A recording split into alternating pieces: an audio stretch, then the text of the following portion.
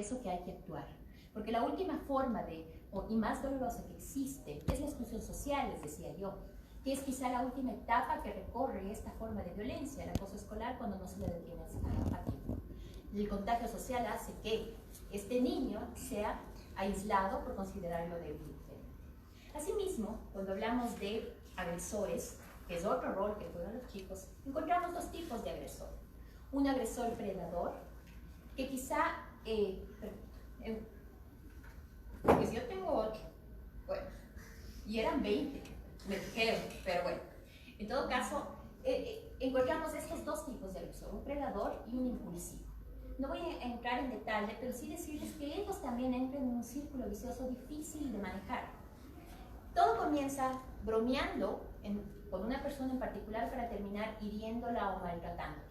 Cuando se dan cuenta que han sobrepasado los límites de lo establecido, estos chicos de alguna manera se dan modos para incluir en esta forma de abuso al resto, aquellos que muchos de nosotros consideramos testigos, pero que realmente son agresores pasivos, que con su silencio o sus risas o su incitación, ¿no es cierto?, hacen que este fenómeno se produzca.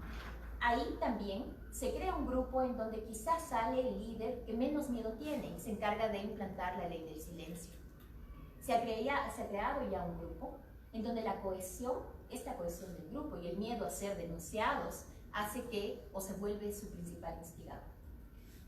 También, les decía yo, los testigos. Es importante también entender que los testigos son, por lo general, esos testigos efectivos, o al menos, ¿no es cierto?, aquel que ve que está pasando un acto delictivo y quizás llama a la policía, ¿no? O no se mete por miedo, pero de repente, digo yo como un ejemplo, no ve con buenos ojos lo que está pasando y busca ayuda. No todos los chicos son así. Como les decía, hay muchos que les agrada lo que ven, aplauden, se ríen, incitan a que eso pase, o otros que no les gusta para nada, pero tampoco lo dicen. Y entonces, esos son los testigos. Finalmente, sigamos, por favor. Hay varias implicaciones del acoso escolar, hay muchos estudios que yo les he puesto, pero todos estos estudios dan viva cuenta que sea el rol que cualquiera de estos chicos se establezcan en el acoso escolar, todos ellos van a presentar de una u otra forma trastornos psiquiátricos y psicológicos, tanto en la adolescencia como en la adultez. Hay un estudio muy interesante que también está puesto en la ponencia, y es que se publicó en el 2014, pero se realizó en 1956 con 18.000 chicos de Escocia, de Inglaterra y de Gales. Y en este estudio se pudo establecer que los chicos que son víctimas de acoso escolar, lastimosamente, a los 40 o 50 años no pueden superar lo que les ha pasado. Y no solamente hablo de problemas psiquiátricos y psicológicos, hablo de incompetencias manifiestas para relacionarse afectivamente, para poder surgir, ¿no es cierto?, tanto profesionalmente como afectivamente. Y este estudio en particular quizá da viva cuenta de lo que realmente significa el acoso escolar.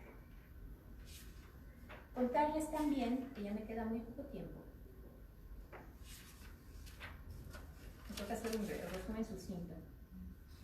Y otra cosa que influye, pero no debemos indicar toda la responsabilidad a la familia, es precisamente la familia. Cuando en la familia, ¿no?, existe sobreprotección a la par de maltrato, seguramente ese niño, esa niña o adolescente va a tener dos opciones. La una quizás sea replegarse sobre sí mismo y aceptar ser maltratado, o la otra será el primero que agrede para evitar ser agredido. Lo que quiero decir con esto es que uno de los mitos que muchos manejamos en este tema del acoso es que seguramente ese niño, ¿no?, es agredido en casa y por eso agrede. Y no necesariamente es así. Vienen quizá de la misma cepa familiar, en donde la sobreprotección y la intimidación son una constante. Y entonces quizá les decía yo, no endilgar toda la responsabilidad de la familia, porque cuando aprendemos a desarticular este tipo de situación en el colegio y arrancamos desde la periferia al centro, nos damos cuenta que los chicos que por lo general están en la periferia solos no actuarían así. No actuarían igual que como lo hacen en grupo. Bueno, eso básicamente en el tema. ¿Me falta tiempo? ¿Cuánto me falta? ¿Todavía tengo tiempo? Ya. Sigamos, por favor. Estos síntomas y signos del acoso escolar, sin ser, ¿no es cierto?, puede ser uno o varios, son los que nos pueden llamar la atención de lo que está ocurriendo en nuestros niños, niñas y adolescentes. Lo primero, básico, indispensable, se niegan a ir al colegio, eso como una muestra, ¿no es cierto?, evidente. Después ya van escalando a ciertas situaciones de baja autoestima, de depresión, de problemas somáticos, para finalmente decidir no ir al colegio o simplemente enfermar gravemente. Y cuando hablo gravemente, hablo de ansiedad, de trastornos de ansiedad, de ideas suicidas incluso. Sigamos, por favor. Y bueno, ¿qué hacer frente a este tema? Más allá de las intervenciones individuales que se puedan tener. Nosotros trabajamos esto en Ecuador y se ha podido demostrar que es posible bajar los índices de violencia en escuelas y colegios. Quizá con 5 visiones básicas. La una es que toda víctima, o sea, primero, todo chico, niña o adolescente tiene que tener amigos. Uno no va solamente al colegio a estudiar. La otra es que si es víctima de violencia, tiene que tener apoyo. La tercera es que al ser niños quienes agreden, tienen que tener posibilidad de cambio. Los adultos, todos formamos la comunidad educativa, y hablo de autoridad, de representantes, personal administrativo, debemos ser buenos modelos de comportamiento. Y todos deberíamos velar porque los problemas al interno de una escuela, un colegio, se resuelvan de manera no violenta.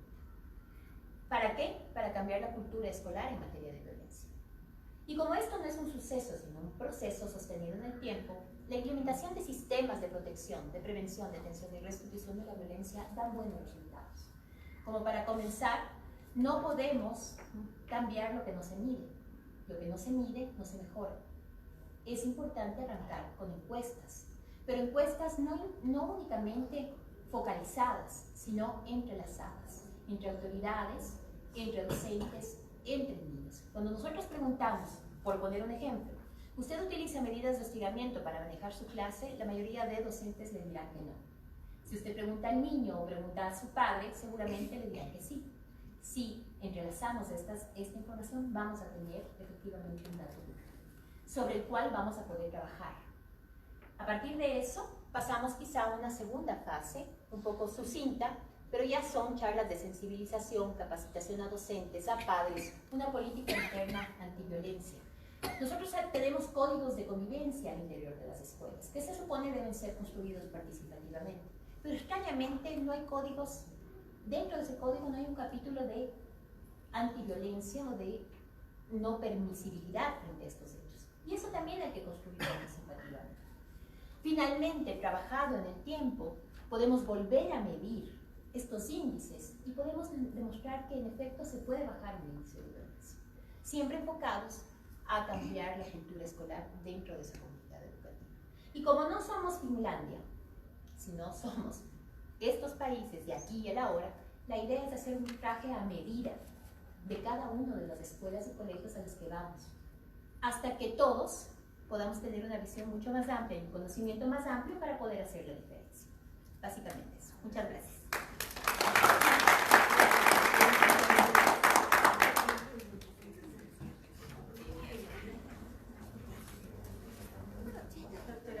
Hola, muchas gracias.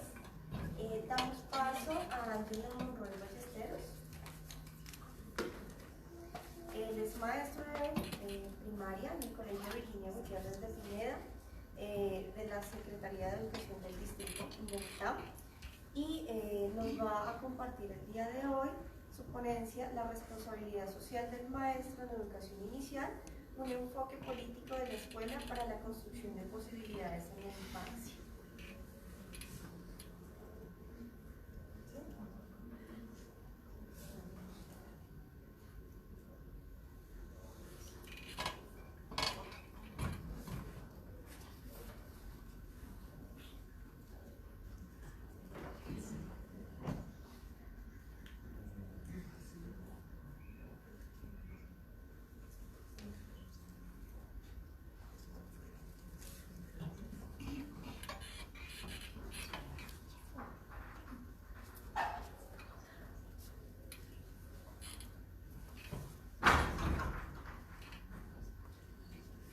responsabilidad social de los maestros debe reivindicarse a partir del reconocimiento de la realidad sociohistórica de los niños y de las niñas, con el fin de implementar estrategias que permitan garantizar los derechos de la infancia desde la escuela, implementando procesos educativos que permitan mejorar el aprendizaje y la convivencia a través de prácticas escolares innovadoras en donde la educación realmente se relacione con la vida y se articule con la realidad social de cada uno de nuestros contextos.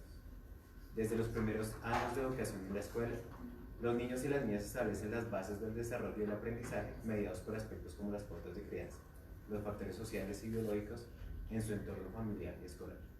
El rol de las maestras de preescolar y de primaria se convierte en un aspecto fundamental, teniendo en cuenta que estos elementos permitirán brindar las garantías suficientes para permitir un adecuado desarrollo del ser humano. Sin embargo, en varias ocasiones, diferentes sectores de la sociedad no suelen reconocer ni valorar este tipo de procesos pedagógicos que aportan elementos fundamentales para el desarrollo de la vida. Muy buenas tardes para todos y para todas. Mi nombre es Ángelo Monroy Ballesteros. Yo soy maestro del Colegio Distrital Virginia Gutiérrez de Pineda. El título pues, de la ponencia se denomina La responsabilidad social del maestro de educación inicial, un enfoque político de la escuela para la construcción de posibilidades en la infancia. Para contar un poco pues, los antecedentes a los que se ve este ejercicio de reflexión, más que investigación, parte de tres elementos esenciales. Como se había mencionado anteriormente, distintos aspectos de la investigación tienen que comenzar a darse ya en el nivel profesional del maestro.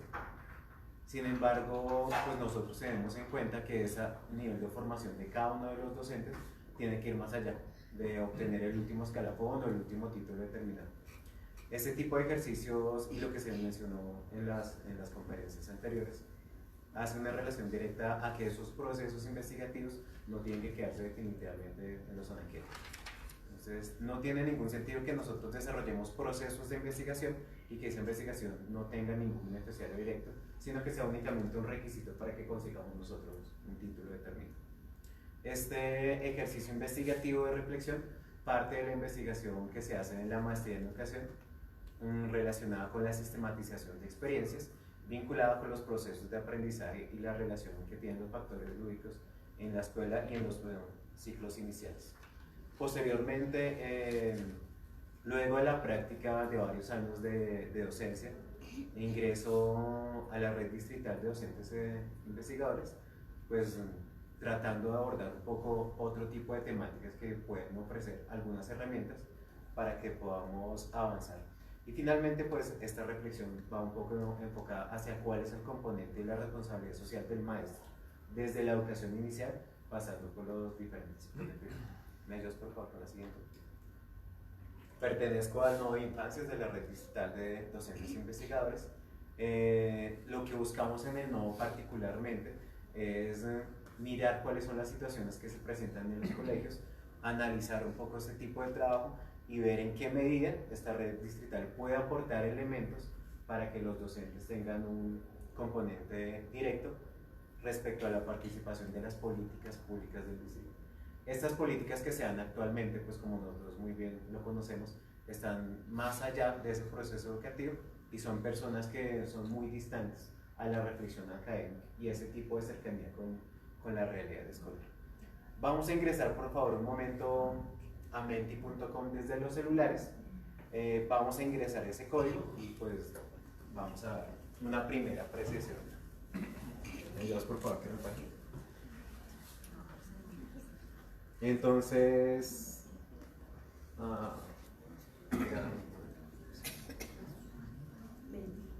menti.com.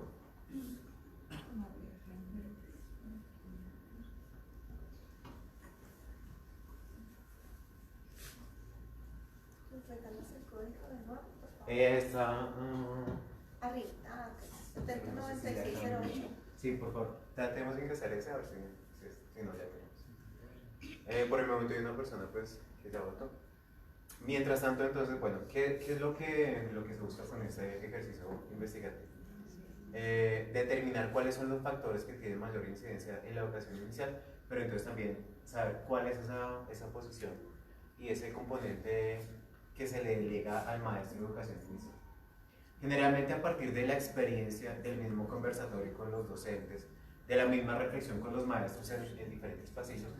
Entonces, consideramos nosotros que ese ejercicio que se tiene allí, entonces es el maestro de preescolar, entonces vamos a dejarle lo de las manualidades y vamos a que ellos jueguen con los niños, y el imaginario que se está creando a partir de esto, entonces está muy fortalecido por ese tipo de paradigmas que son tradicionales en el componente educativo.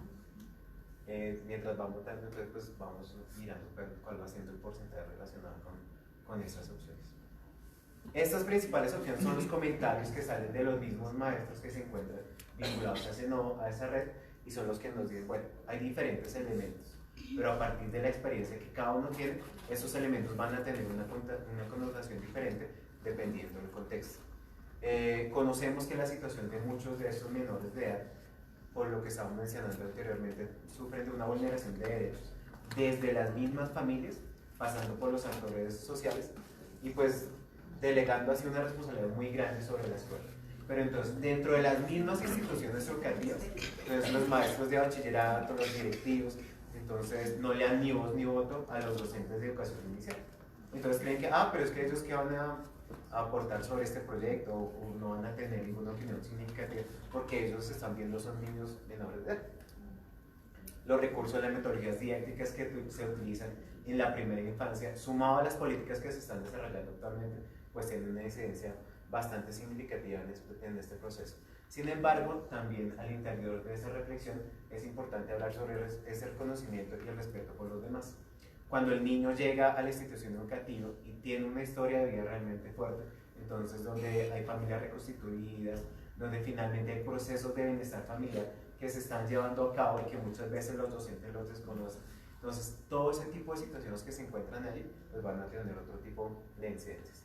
Y finalmente, esa apropiación de los procesos escolares que tenemos debe ser conocida por todos los docentes.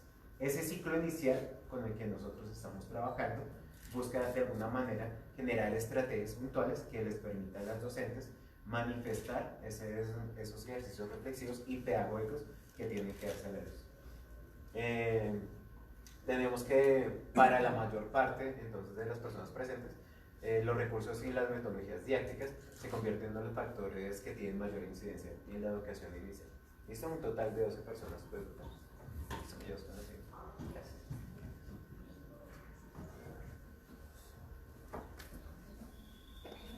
Bueno, el enfoque político que se propone desde esta reflexión está basada que formulada por Fernando Cajiar. Ante la sociedad es el ciudadano de primera, el primer constructor activo del Estado. El maestro podrá recibir y asumir la responsabilidad social de formar ciudadanos en todos los rincones del país. Para nadie es un secreto que la responsabilidad que tiene la escuela pues, es bastante alta. Sin embargo, muchos de los docentes que se encuentran en las aulas por diferentes ejercicios, por diferentes visiones de mundo, por los mismos sucesos generacionales, entonces tienen una apreciación muy diferente de lo que es la educación. Está el maestro realmente que es comprometido, que lleva una reflexión práctica, que lleva una sistematización de distintas experiencias, pero también encontramos fácilmente al docente que tiene la misma clase que no cambiaba hace 10 años. Entonces nosotros podemos entrar a una clase de cuando estábamos con él y ya cuando terminamos el bachillerato, y básicamente los contenidos, las metodologías no tienen ningún aporte y ninguna movilización en ese sentido. Lo que se busca es de alguna manera hacer una relación entre esa política y esa práctica. Cuando tenemos el documento, la resolución, todo ese tipo de ejercicio que se convierte en un acto político, obviamente está pues muy bien redactado, entonces son los pasos a seguir, pero en el momento en que el docente tiene esos elementos de carácter político que deben ser llevados a la práctica, pues obviamente hay un abismo realmente grande. No es posible que el país progrese sin cambios profundos en la estructura de la educación primaria. Uno de los argumentos de orden biológico que se desarrolla para este ejercicio de reflexión está vinculado a esos procesos que se dan en el cerebro, las condiciones nerviosas, el proceso de aprendizaje que tiene que estar mediado por aspectos significativos.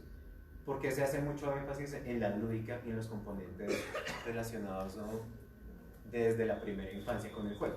Entonces, si esas conexiones nerviosas no se fortalecen desde el comienzo, si no se da otra opción a los niños de que salgan de esa realidad que de alguna manera ha vulnerado sus derechos, que pues, reduce ese tipo de posibilidades que tienen para aprender, para conocer su mundo, no van a tener los elementos suficientes. Todo ser humano, básicamente hasta los 6-7 años, está constituido desde el tipo de prácticas que hace, los reflejos que tiene con los demás, el tipo de habilidades sociales que fomenta. Entonces, si en el aula no se fortalecen esas estrategias, pues va a ser muy difícil que ya en bachillerato pues, pueda tener otro tipo de reacción.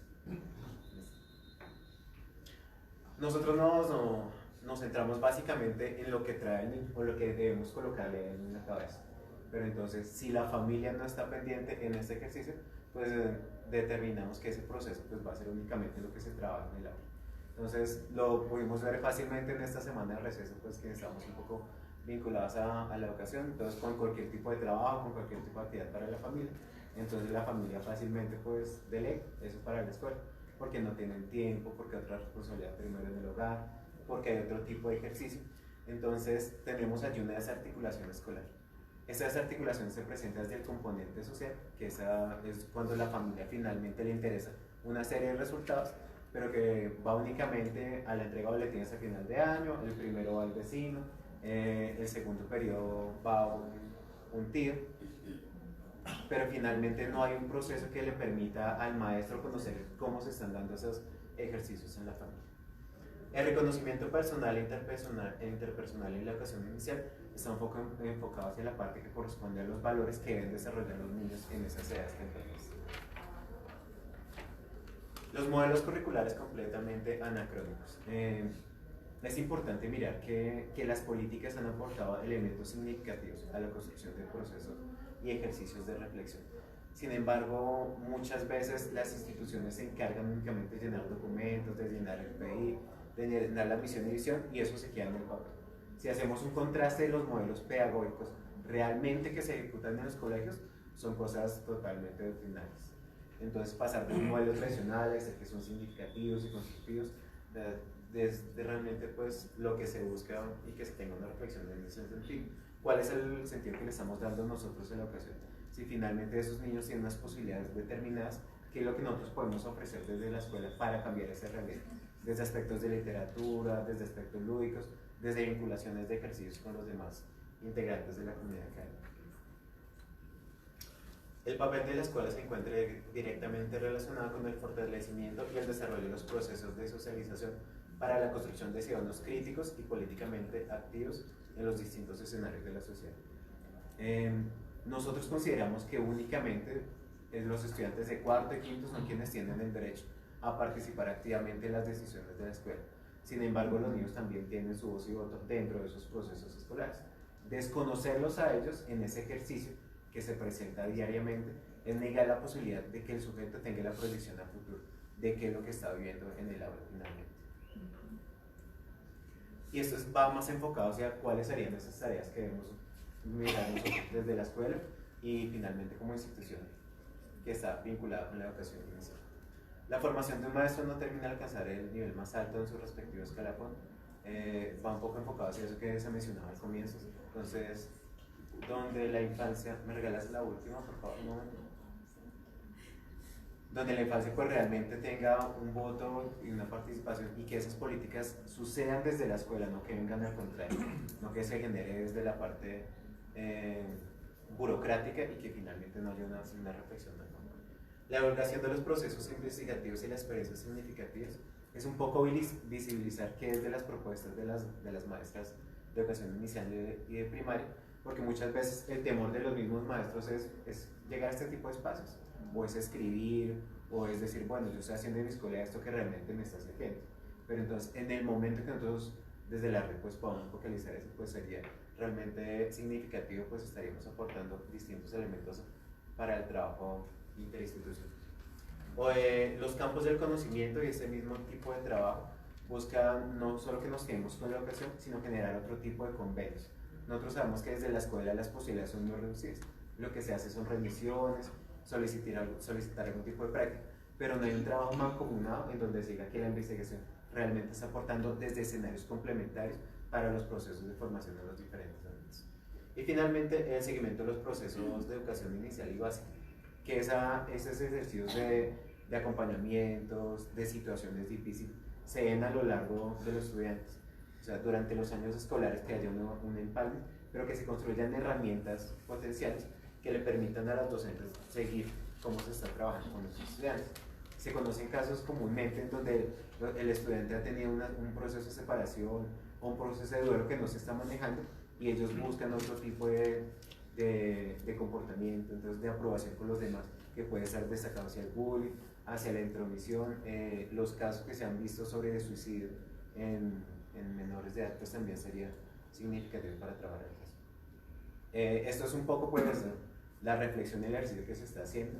La idea es que en cualquier momento, pues si ustedes quieren tener información sobre la red, pueden estar vinculados, no importa que sean del sector privado, también se puede hacer un trabajo complementario y un acompañamiento a las diferentes instituciones en las que ustedes pertenecen. Muchísimas gracias.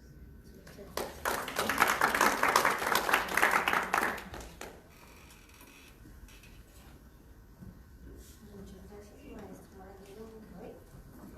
Y cerramos esta mesa con la intervención de la maestra Diana Carolina Suárez Díaz. Ella es magíster en educación, en docencia. Está vinculada actualmente a la Universidad de San Buenaventura, sede de Bogotá, y se encuentra desarrollando estudios de doctorado en estudios políticos. Nos presentará el día de hoy su ponencia Resiliencia, una mirada de la educación de la primera infancia. Gracias. Bueno, buenas tardes a todos.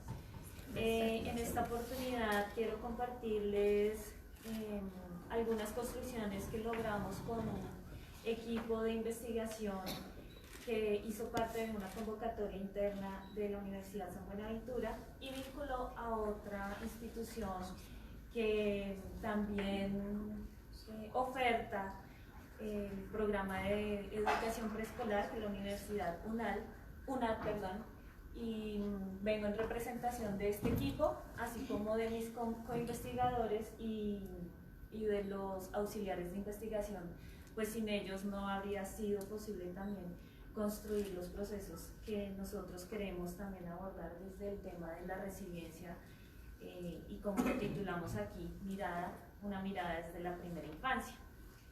En primer lugar quisiera compartirles un poco por qué nosotros hablamos de la resiliencia en la primera infancia, pero tenemos también que comprender en qué contexto encontramos a los niños que están siendo resilientes y cómo se desarrollan esos procesos resilientes. Esta mirada la hicimos desde una revisión documental, que también la articulamos de las propias reflexiones que se derivan de las prácticas pedagógicas que hemos venido también sistematizando, en donde logramos identificar algunos factores desde que a nivel nacional podemos ver que las adversidades en donde se promueven esos procesos resilientes de la primera infancia están enfocados en la pobreza, en la violencia intrafamiliar, en el maltrato infantil, en el conflicto armado, el desplazamiento forzado, y encontramos allí algunos elementos que son comunes entre todos, por ejemplo, entre quienes están generando esos factores de adversidad, en qué contextos se están desarrollando, qué efectos se están viendo y qué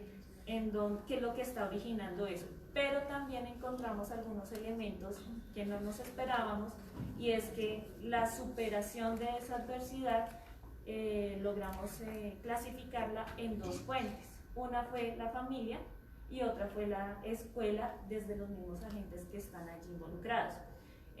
No nos lo esperábamos inicialmente porque la teoría nos dice que la resiliencia es un proceso individual, y lo tenemos desde la tendencia del proceso, porque también hay otras miradas de la resiliencia. Hay autores que lo pueden interpretar desde capacidades, hay autores que lo pueden interpretar desde habilidades, como si fueran elementos que ya son definidos. En el proyecto nosotros nos fuimos por el enfoque del proceso, porque lo entendemos como algo que va en construcción y que va además a alimentar diferentes dimensiones, no solo una de la primera infancia y del ser humano en general, sino diferentes dimensiones que componen y nos caracterizan. En este sentido, vemos que la familia, la pobreza y el conflicto armado es uno de los contextos en donde se generan esas mismas adversidades. No desconocemos que eso sí sucede, pero al leer, por ejemplo, relatos muy puntuales, llega a tocar fibras más sensibles que lo que podemos ver un poco desde detrás de un escritorio, de pronto desde clases que a veces resultan ser impersonales, o desde la misma información que nos pueden promover los medios de comunicación. También encontramos que están en todos los contextos, pero también generan unos efectos en edades futuras, como la vulneración de derechos, como la alteración en el desarrollo psicológico y también problemas de aprendizaje que van a afectar el desempeño académico. Como expectativa de vida también se está viendo consecuencias, por ejemplo, la calidad de la educación o a veces carencia de la misma educación que ellos tienen derecho para acceder, bajos ingresos económicos y las oportunidades sociales que son limitadas en los contextos sobre todo de alta adversidad, que son estos. Encontramos también una coyuntura importante aquí, que fue la pobreza. Desencadena generalmente las diferentes adversidades mencionadas, desde pues, todas las oportunidades que el enfoque económico nos puede limitar o nos puede favorecer. Ya hoy los niños nos hacían una interpretación desde su misma experiencia de este factor en el panel que escuchamos. No todos tenemos realmente el derecho a la educación.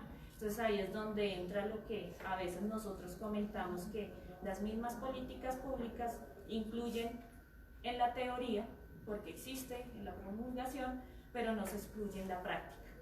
Nos excluye porque si no tenemos con qué o si no tenemos unos requisitos sociales, no podemos hacer parte.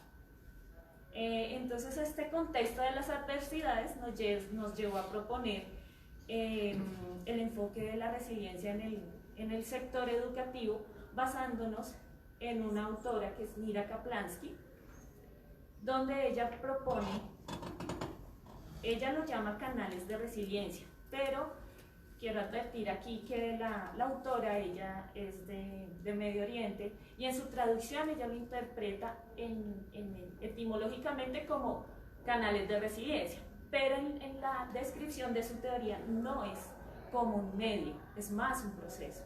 Entonces yo veo que es más como un proceso, una elaboración de la traducción de su idioma al español, pero si quiero hacer esa advertencia es porque ella lo que quiere proponer es una serie de comprensiones del niño que también aplica a las edades adultas, de diferentes dimensiones que también deben desarrollarse para que la persona pueda tener un proceso resiliente, las cuales se van a ver explícitas ante las adversidades, pero se ven tácitas en la cotidianidad del ser humano y en la cotidianidad del niño.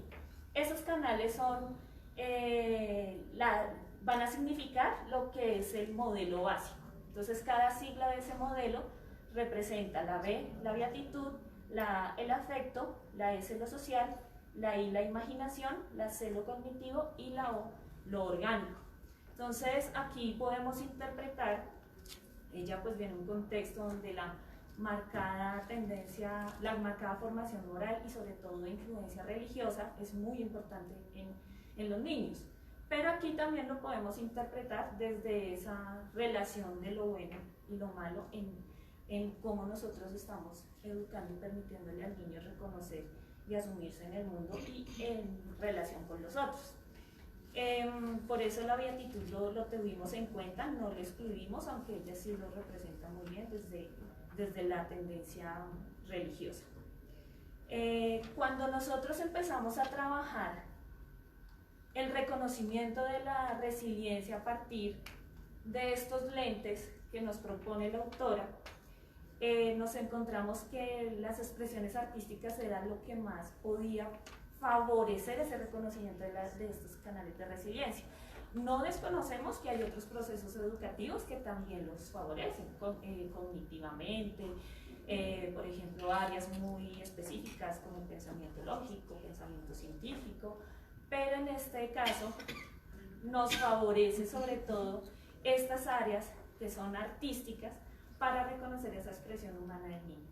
Entonces por eso nos enfocamos fue desde las expresiones artísticas y logramos identificar algunos elementos como los que habíamos encontrado en la revisión de las adversidades, que se sigue expresando el maltrato físico, emocional, ellos mismos hablan de pérdidas de costumbre, de libertinaje, nosotros lo clasificamos así, pero también es como no tener esos límites en sus acciones, alguna pérdida de seres queridos, por ejemplo el aborto, cuando presentaban situaciones de pérdida de hermanitos que estaban esperando, ese tipo de condiciones que ellos también van viendo que pueden ser externos y que les van afectando su proceso escolar. Entonces allí vimos que hay mucha relación con lo que encontrábamos en las adversidades, que una de las fuentes para superarla es la familia y otra en la escuela. Y entonces empezamos a decir lo que nos dice Mira Kaplansky, es cierto, que si un maestro no es resiliente, difícilmente el niño que está formando va a serlo. Que si un padre no es resiliente, va a ser mucho más difícil el camino para que el niño sea resiliente, para que pueda desarrollar esto. Todos no tenemos ampliamente desarrolladas estas habilidades, pero alguna de estas nos va a servir para afrontar estas adversidades. Así. Entonces nosotros empezamos a desarrollar una serie de talleres, no solo con los niños, a la luz de estos resultados, sino también con los padres o los acudientes, porque en Colombia y en los contextos donde trabajamos, que fueron contextos escolarizados, no escolarizados y de carácter privado y público, nos encontramos que los acudientes no siempre están representados en la figura paterno-materna como el núcleo familiar. Entonces encontramos también adversidades como abandono, por ejemplo, de estratos altos, en el sentido de que terceros cuidaban a los niños, no necesariamente de sus cercanos a sus familiares, sino niñeras, personas que conocían y que tenían confianza para delegar ese cuidado. Entonces, también encontramos unas adversidades que no son tan explícitas en el contexto nacional, pero se encuentran inmersas en cada una de las particularidades de las relaciones y las dinámicas que nosotros vamos encontrando en las realidades de los niños colombianos. Fueron aproximadamente unos 300 niños que nosotros logramos tener acceso de diferentes características, y con el trabajo con los padres y los maestros llegamos a diferentes resultados. Primero, que ellos mismos lograron empezar a reconocer sus propios canales de resiliencia y empezaron también a transformar prácticas porque eran más conscientes. Muchos decían, yo no conocía el mismo concepto como tal, su definición, pero cuando empecé a ser consciente de lo que hacía, me di cuenta que sí estaba desarrollando un proceso resiliente. Entonces, ser consciente también hace que ese proceso reflexivo pueda llevar a la mejora de una práctica pedagógica, que es algo que también hemos escuchado acá un poco en este evento que nos convoca. Las familias también se vincularon mucho con el elemento de que es un soporte para su hijo o para el niño que hace parte de su responsabilidad. Entonces, en diferentes talleres que desarrollamos, en totalidad fueron 6 talleres de más o menos aproximadamente 2 horas cada uno, logramos trabajar cada uno de estos canales, tanto con padres como maestros, y conectar, como lo que queríamos era conectar todos estos resultados a una estrategia pedagógica, que es el proceso en el cual nos estamos encargando en este momento, para que ya sea algo que pueda ser de utilidad. Uno de los elementos que nos hablaba el profesor, las estrategias, los medios y las herramientas que podemos utilizar en el aula. Sigue siendo muy importante. Cómo nosotros, además de tener esos elementos teóricos, podemos llegarlos y acercarnos a los estudiantes. porque es uno de los retos que nosotros más tenemos y además es lo que más nos exige conocimiento también. ¿Cuál es la pertinencia de esos procesos pedagógicos que podemos traducirlos en procesos didácticos para que el desarrollo y la formación sea evidente y coherente con todo eso que nosotros pensamos en nuestro quehacer? Y pues también trabajamos el factor de que la adversidad no solo es el lugar donde se puede ver la resiliencia, sino que constantemente lo que hace que las personas estemos y tengamos un sentido de vida es que constantemente estamos siendo resilientes. Es la búsqueda de ese sentido. Ya ustedes podrán revisar con más detalle los resultados y todos estos elementos que les estoy compartiendo de la familia de los maestros y de lo que se logró con los niños en el documento que ustedes tendrán acceso. Muchas gracias.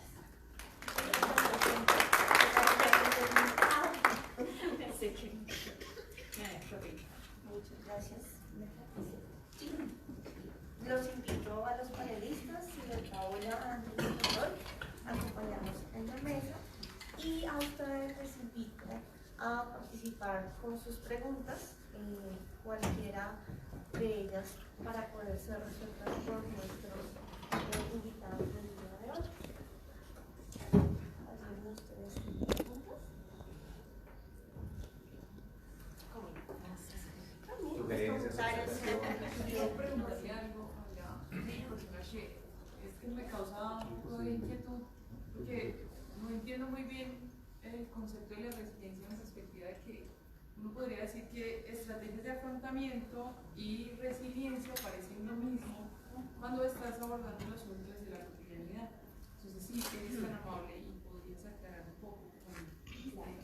Sí, hay diferentes formas de interpretarlo. Siempre ha sido un tema que se ha estudiado desde la psicología, poco ha sido estudiado desde la educación. Por eso estos términos de estrategias de afrontamiento han sido más adaptados a los procesos pedagógicos. Sin embargo, han cambiado porque no son estrategias como en el sentido de que puedan ser mecanismos de intervención ante una dificultad, sino más procesos de construcción propia del individuo en compañía también, o más bien construcción colectiva, porque fue algo que resaltamos mucho en la investigación. Y es lo que empezamos a diferenciar del enfoque psicologizado al enfoque más pedagógico y educativo. No lo reconocemos como estrategias, o no lo trabajamos como estrategias de afrontamiento porque no era como el campo, pero sí identificamos que en su diario vivir se ven esos procesos. Ya el área especializada lo logrará desarrollar con mayor sensibilidad teórica, pero en nuestra investigación no lo desarrollamos desde ese enfoque, sino sobre el proceso resiliente.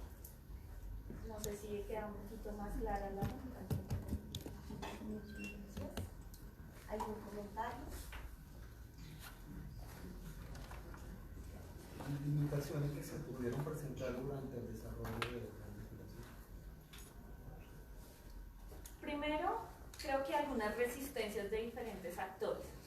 Por ejemplo, maestros, es difícil llegar a observar prácticas pedagógicas, ¿sí? Porque primero era acercarnos y después generar algunas propuestas, porque no era transgredir a la práctica pedagógica del maestro, respetar cómo construía su proceso para nosotros lograr proponer alternativas que se conjugaran a lo que ellos estaban desarrollando. Pero sí vemos unas resistencias, limitaciones económicas también. No desconocemos que la investigación en Colombia, a pesar de que nosotros tuvimos apoyo institucional, no fue poco, pero creo que puede ser mayor, porque es algo importante que nosotros tengamos sobre todo soporte, por ejemplo, de teóricos. Tuvimos la oportunidad de entrevistarnos con Mira Kaplansky por Skype, pero eso también tiene un costo, porque el conocimiento vale, eso también hay que garantizarlos. Materiales fueron donados por la empresa Carvajal para poder desarrollar los talleres, eso también tiene un costo. Ustedes, bueno, las personas que tendrán hijos saben cuánto valen carpetas, cuadernos, materiales para desarrollar expresiones artísticas, etc. Entonces logramos conseguir esas conexiones, que de cierta manera es apoyo económico en especie, pero creo que cada vez es mayor la necesidad de tipo económico en tiempo, en materiales en especie y también en recursos pues muy específicos, o sea, dinero también es importante. Esa es otra limitación, ¿cierto? Y ¿qué otra limitación tuvimos? Bueno, la resistencia también de los padres. Convocar a padres de familia es difícil. Bueno, varios hemos estado en contextos escolares. Yo hace unos años ya no he estado directamente en contexto escolar y volver a convocar a padres, volver a acercarse, a ver cómo proponerles cosas alternas a lo que está sistematizado en su diario vivir en la escuela, a veces es un poco resistente, pero no es imposible. Logramos convocar bastantes padres y construir cosas importantes con ellos. Creo que estas son las que en este momento te puedo mencionar, tal vez hubo muchas más. Gracias. Tengo como una pregunta para cada uno de los panelistas, intentando relacionar las tres pues, propuestas que nos presentan. En cuanto al tema del acoso escolar, yo quisiera conocer un poquito más a fondo cuando tú hablas de las víctimas provocantes y las víctimas pasivas en relación con lo que nos proponen aquí desde la resiliencia, porque pues debe haber ahí un nivel de trabajo frente a eso, o sea, debe haber algún tipo de relación, ¿cierto? Para poder acompañar o facilitar procesos con las víctimas de acoso escolar. Entonces, ¿cómo tú lo ves desde tu enfoque, desde estos lineamientos que nos presentaste? A ver, básico e indispensable el poder conocer justamente estos enjambres, ¿no? No muchos de nosotros podemos distinguir una víctima provocante de una pasiva, o podemos hacer esta disquisición, ¿no es cierto? Por ejemplo, una víctima provocante es una niña o un niño que puede ser irritante en el grupo. Y te hace la mano y te dice, profe, te olvidaste de mandarnos deberes, ¿no? Y uno dice... Y entonces lo mejor que podemos hacer con esa víctima es seguramente sentarnos con ella y sus padres y decir, esto está haciendo que la agredan, ¿no es cierto? Y es muy difícil, porque tú te sientas y los padres no estamos muy abiertos a, ¿no es cierto?, aceptar este tipo de situaciones o que te digan, oye, tu hijo o tu hija es víctima, pero porque provoca, ¿no? Entonces, pero quizá cuando tanto los psicólogos de los colegios como también los docentes conocen y pueden hacer esta distinción y pueden intervenir frente a este hecho con esta claridad, no irse por las ramas, no, con esta claridad, aunque sea difícil, aunque de repente vayamos a tener problemas, estamos haciendo un favor a ese niño y al grupo. Entonces, es muy importante esa capacitación. Cuando yo hablaba de estos sistemas de prevención y dejé una segunda fase, que es precisamente la de capacitación, yo creo que hay cosas que en general cometemos un montón de errores en escuelas y colegios, en comunidades educativas en general. Una de ellas es, por ejemplo, esperar que ese docente o ese psicólogo o esa autoridad actúe de forma que esperamos, ¿no es cierto?, cuando no tiene las herramientas o los elementos suficientes para hacerlo. No sé si concateno contigo, ¿cómo ser resiliente si no tengo las herramientas para hacerlo? Es lo mismo, ¿cómo puedo yo prevenir una situación? ¿Cómo puedo desarticular desde la periferia, como decía, el tema de las agresiones? Si no conozco siquiera, no puedo hacer una diferenciación entre qué es un agresor, o si es que es una víctima, o si es un testigo, o es un agresor pasivo, por ejemplo. Entonces, es muy importante darles las herramientas. Otro error que cometemos mucho es pensar que dentro de la comunidad educativa hay ciertos, y en especial docentes, que te pueden resolver los problemas porque son buena gente, no porque conocen, no porque son buenas gentes. La mediación escolar, nosotros los abogados estudiamos una maestría de mediación, y sin embargo consideramos que el docente puede simplemente, por ser buena gente, mediar un problema. Bueno, no es esa posibilidad. Entonces yo creo que pasa por un tema de educación, de dar las herramientas suficientes y trabajar en comunidad, porque la respuesta que hay que buscar es una respuesta holística e integral, ¿no es cierto? Nada sacamos en simplemente ver al niño o a la niña agresora y a su víctima o víctimas y no ver el contexto en su integralidad. Y quizá eso se concatena con lo que decías. Ya en el tema tuyo del profe, me llama mucho la atención y la imagen del abismo entre la política y la práctica, porque nos situamos en un lado o en el otro y siempre como maestros o como profesionales en algunos momentos nuestra justificación es que hay abismos, pero muy pocos nos ponemos a mirar qué hay en ese abismo que no permite crear ese puente o consolidarlo para que sean caminos que se encuentren. ¿Tú qué has encontrado en esos abismos o ese abismo que identificas claramente entre la política y la práctica? Bueno, pues parto inicialmente de ese ejercicio de reflexión investigativa que viene después del proceso de formación de maestría. La red generó un documento el año anterior relacionado con lo que corresponde a políticas, a la intención de modificar un poco esas políticas públicas. Sin embargo, estando dentro del aula, uno reconoce que hay muchas cosas que no se están llevando a cabo.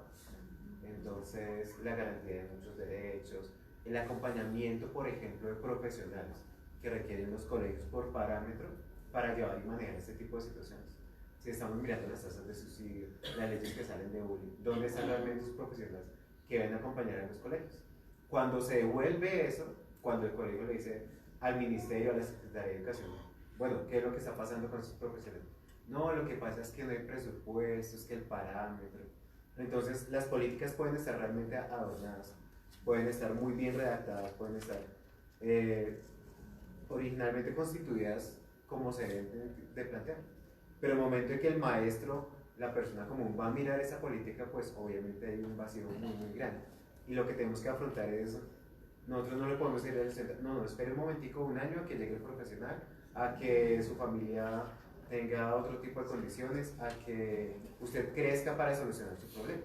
Entonces es ahí donde el maestro de la escuela debe hacer de psicólogo, debe hacer de enfermero, porque tampoco hay parámetro para alguien que tenga conocimiento en cualquier tipo de demanda de accidentes. Y ese tipo de situaciones es la que permite que ese vacío se siga manteniendo. Sabemos que, digamos, hay un alcance de esas políticas que dentro de los últimos mandatos pues ha tenido algún tipo de mejoría. Sin embargo, sí faltan muchos elementos en donde se generen otro tipo de procesos de retroalimentación desde cualquier tipo de institución vinculada a la formación, al acompañamiento de menores, para que los gobiernos finalmente decidan. Habían ejercicios que se estaban intentando en donde se convocaban a diferentes procesos investigativos de personas que estaban vinculadas con los proyectos, con los ejercicios, a decirle, oiga, venga y se sienta y hagamos esto. Pero entonces muchas veces se tiene son como pañitos de agua tibia, para mencionarlo así. Entonces, venga y trabaja con nosotros, pero finalmente lo que va a salir es otro tipo de documentos. Y las personas que nos han mencionado en diferentes situaciones. Entonces, es un poco para mencionar, pues, cuál ha sido la brecha entre esa realidad y esa política que se presenta.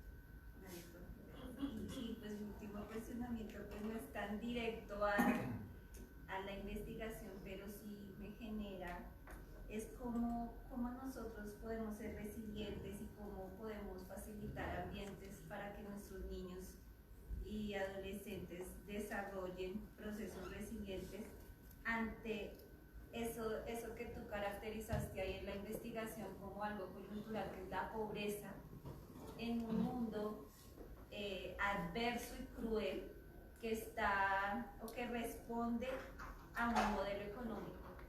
O sea, es como casi utópico, desde no utópico de lo que pueda ser real, sino cómo podemos tener propuestas para ser resilientes hasta esa coyuntura de pobreza, porque es que si la pobreza no se podría sostener esa estructura económica que de una u otra manera permea todos los procesos educativos, sociales, culturales, políticos de todos los seres humanos. Bueno, pues es una pregunta muy difícil y por eso le otorgaron el premio Nobel a 3 personas esta semana, porque plantearon una estrategia para promoverla, para mitigar o disminuir la pobreza. Claro, desde un enfoque económico social, no un enfoque económico ortodoxo. ¿Y eso qué quiere decir? Que primero hay que reflexionar sobre nuestra propia realidad, que en nuestra investigación sí salió muy importante, sobre todo en la construcción de la resiliencia del maestro y de las familias. Ser reflexivo de sí mismo y eso qué significa darse cuenta de ser consciente, darse cuenta de que tengo a la luz de los lentes que nosotros les planteábamos que eran los canales de resiliencia. Seguramente esta propuesta no soluciona una realidad tan permeada en diferentes contextos, porque la pobreza ya no trasciende solo a la cantidad de capital que tenemos en términos económicos, sino ha trascendido a otros capitales como el cultural. Hemos, por ejemplo, reflejado pobreza en elementos de idiosincrasia de las comunidades, esa personalidad ya a veces no se reconoce.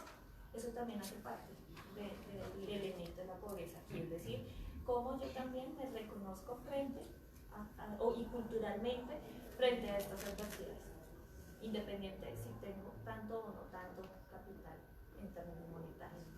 Pero también otra pobreza en el sentido de la capacidad de tomar de decisiones, tú lo mencionas, sentido político. Entonces esas tomas de decisiones, qué poder me están ejerciendo o cómo yo estoy demandando ese poder o estoy siendo reflejo de poderes externos, que es algo que nosotros estamos viendo y lo mencionas también. Los poderes hegemónicos son los que nos están dominando en este contexto y los estudiantes también lo ven reflejado. Nos decían hoy los niños, ¿por qué tenemos que solucionar los problemas que ustedes han ocasionado? Y nos decían, ¿por qué no podemos acceder a una educación si tengo que pagar cuántos millones? Porque las públicas a veces no nos alcanzan, no por falta de capacidad o competencia, sino por falta de recursos, ¿cierto? Esa es la realidad. Los mismos maestros públicos como también los privados. ¿Por qué no hay tantos maestros en el sector público suficiente para todos los niños que tenemos? Vamos otra vez al factor pobreza. Entonces creo que el factor pobreza viene desde diferentes ámbitos, tanto cultural, tanto social, político y no solo económico. No lo digo yo, lo interpreto de lo que he leído, no conozco profundamente lo que han propuesto estos economistas, pero también es algo que viene heredado de un economista social, que es Amartya Sen. Y él se ganó el premio Nobel planteando eso. La economía no puede pensar solo en un factor económico. Tenemos que pensar en todas las coyunturas que hacen parte de eso. Entonces, traer esto a la educación es importante también, porque nosotros somos participantes y somos reproductores de estas dinámicas sociales y la escuela es gran responsable de lo que se refleja en la sociedad. Y nosotros como maestros pues somos grandes dolientes o grandes responsables de esa sociedad que tenemos. Entonces, bueno, yo sé que es una pregunta muy difícil. ¿Qué estrategias? Estamos pensando precisamente en la estrategia pedagógica, pero sé que no va a ser la solución a un problema tan grande porque hemos perdido memoria, hemos perdido identidad, o sea, nos falta recordar eso. Nos falta recordar eso para poder responder a esto de la pobreza. Eso sí es como para otro congreso. Gracias. ¿Algún otro comentario? Cerramos contigo, muchas gracias. Es que he estado en un debate y la verdad el día de hoy ha sido muy enriquecedor y pues con las personas que he podido dialogar, entonces he ido como haciéndome más preguntas y cada vez se me va complejizando más la cosa porque pues son varios términos, porque es una complejidad lo de la educación, la escuela. Entonces tratando de unir aquí como lo que es el acoso, la resiliencia y la responsabilidad social que tenemos. Entonces yo soy docente de una escuela pública, y cuando pues, estoy viéndolos en las investigaciones, se me vienen a la mente muchos casos, ¿sí? Porque en la realidad del salón de clase, lo que encuentro es que tengo un grupo de 20 niños en transición, 22 niños en transición, uno con un supuesto retraso en desarrollo, el otro con alerta temprana hiperactividad, bueno, y así sucesivamente. Pero pienso en cómo realmente en cuanto uno como docente realmente se piensa con esa responsabilidad. Y ahora cuando me hiciste la encuesta, para mí ese respeto y reconocimiento es el que me permite crear estrategias y el que me permite tener esos elementos para lograr que yo vea a este niño independiente, porque era una de las discusiones con una de las compañeras aquí era qué lugar darle realmente a la familia, porque una docente, una colega, ella siempre es la familia, la familia, la familia y el niño, entonces hay que investigar la familia, y yo me preguntaba, entonces, ¿qué hacer si está en una institución en donde se está con niños abandonados? ¿Qué va a hacer entonces allí con esos niños? ¿No va a poder qué hacer? Entonces, ¿cómo nos pensamos nosotros con ese respeto, responsabilidad y ética para ser personas íntegras? Y en esa integridad podemos ser referentes para que los niños construyan esas adaptaciones y, ¿por qué no?, resiliencias que son individuales, ¿sí? Porque realmente cada quien es, en su ser y en su construcción, en determinados momentos puede ser resiliente. Pero si logramos con todo este trabajo unas adaptaciones y que ellos se permitan otras formas, otros referentes, como nos decía la niña esta mañana en el panel. Pienso en un niño que yo me vine a dar cuenta meses después las condiciones, pero o sea, de lo más bajo que podía haber, porque yo sabía, o sea, yo era consciente de que había una dificultad, que había unas carencias, pero precisamente por estas relaciones con los padres y apoyos me di cuenta que la situación era de un nivel que el bienestar familiar tuvo que intervenir. Pero fue curioso porque me preguntaban por el niño. Me decían, ay, ¿cómo va? Y yo, no, pues no, él ha aprendido, es colaborador, siempre está pendiente de todo, es el que limpia, es el que ayuda, está la elocuencia, el léxico, lo ampliado, es él, o sea, se preguntaban, para ellos era inconcebible todo lo que yo decía de ese niño. Claro, cuando yo me doy cuenta del contexto, allí entendía por qué. Porque para ellos todo eso no calaba en el medio donde estaba. Que él fuera limpio en un medio tan sucio, porque era sucio donde estaba. Entonces, que un niño fuera de respeto, porque nunca había un conflicto, siempre muy alegre, en un medio donde había conflictos, había tanta cosa. Entonces, yo digo que uno, cuando se sale de esa integridad, siempre, y ahí es donde tenemos que hacer con el mayor trabajo, con los docentes, y hoy me he sentido muy contenta porque veo que los cultivos que se están formando en la normal y en las licenciaturas, digo, qué bien que vienen todos estos docentes que necesitamos con una mayor conciencia de la responsabilidad social que tenemos, porque es en el salón de clase donde se da la mayor transformación y si tenemos incidencia en esas políticas, lo que decía compañero, están las políticas hermosas y en primera infancia, pues mañana hago una discusión en mi presentación, porque sí, hay muchos, sí, pero realmente, ¿dónde podemos realmente hilar y hacer que eso tenga una operatividad y sea efectivo? Para que sea más fácil y realmente los niños y los jóvenes tengan mayores garantías de derechos.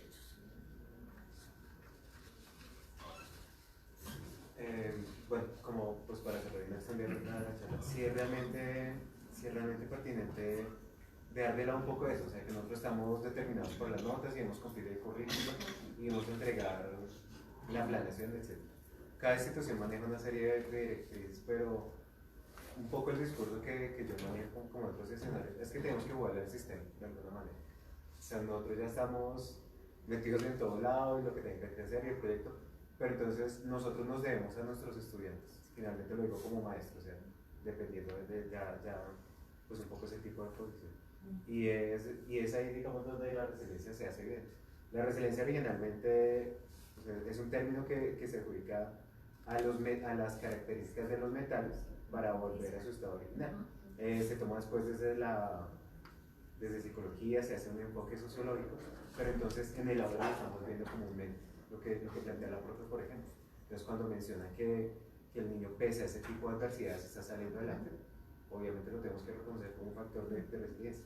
Sin embargo, muchas veces es esa posición tan académica que nos deshumanizamos en la misma escuela.